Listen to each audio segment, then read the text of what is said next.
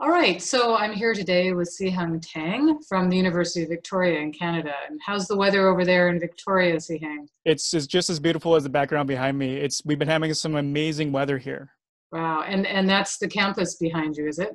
It is. It's an aerial view of the campus, and we are right by the ocean. It's about a 10-15 minute walk to the ocean from the campus. So a lot of our students really enjoy it when the weather is nice. Absolutely beautiful. Well, if you just had to tell me where to go study abroad today, I think I would go right where you are.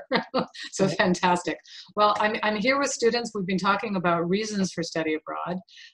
I wanted to specifically talk with you for a few reasons because I know you personally have studied abroad, but you also advise students about studying abroad. So can you tell us a little bit about your background? Sure.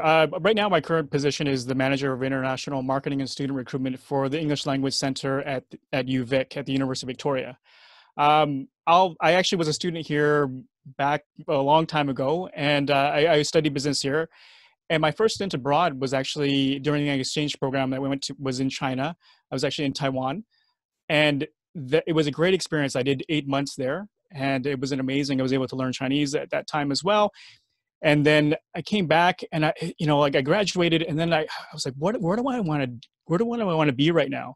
And the only job actually that I applied for that interested me was actually in Beijing, China, Wow. and it was actually promoting Canadian education to Chinese students.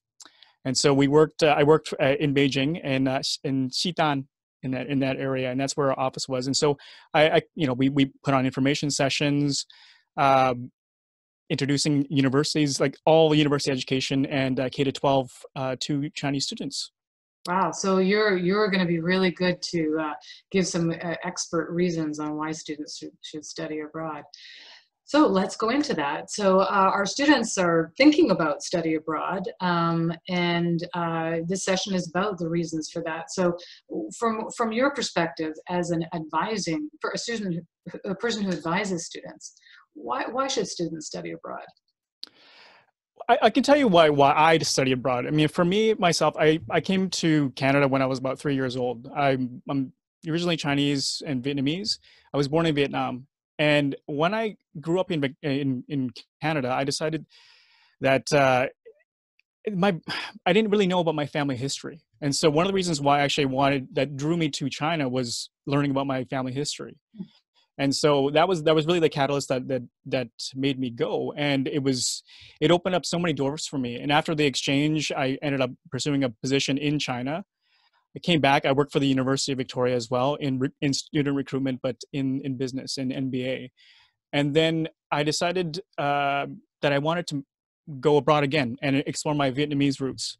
And so I was there also in Vietnam up until 2016, since moving back for this position. So it's that first initial exchange really paved the way for a lot of the opportunities that I had down the road and currently right now. Not to mention just the life experience that you get from being abroad, the people that you meet. One thing I really enjoyed about being in Beijing was that they're just so diverse. People were so diverse there. There's a lot of embassies there, a lot of universities there, obviously businesses there as well. But I was able to interact with a lot of different people from a lot of different countries as well. And that's one of the things about studying abroad, is that you don't only meet people from Canada, for example, if you're studying in Canada, but you're meeting people that are coming from many, many different countries, and you're learning and you're interacting with them. And that's really where that learning comes from, is that you understand what the differences are, and you're challenging yourself, and you're adapting to situations that you wouldn't normally be in if you stayed at home. Right. You got a couple of really interesting things that you said about, meeting people. I know that one of the worries that students have when they go overseas is meeting people. If you've never met someone from another country, it can be quite daunting, right? To think, well, how do I actually, meet people? So from your experience in Vietnam and China, how did you meet people? Sometimes, I'm a fairly social person, so it may come more naturally to some than others. But really, what it is just saying hello. Hmm. Maybe doing it in the language of the country that you're in, and or a smile, because that's really where that connection takes place. And if you're able to speak the language of the destination country, that's where, you know, you start the conversation, and then you get to know people, and then you learn about them. You ask them questions. People love talking about, you know, their background as well. And so that learning takes place, and then it's an exchange as well. So that's what I would recommend, is just sparking up a conversation. Don't be afraid, because we're all people, and we're all willing to just, you know, take the time and talk.